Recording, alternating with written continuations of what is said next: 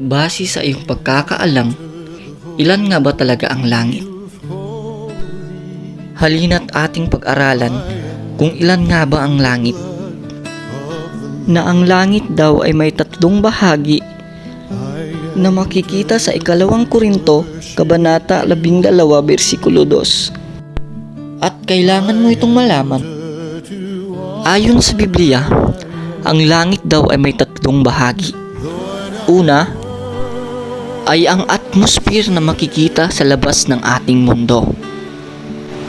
At ang pangalawa naman ay ang cosmos o tinatawag na kalawakan, na sumisimbolo sa mga bituin na makikita sa langit.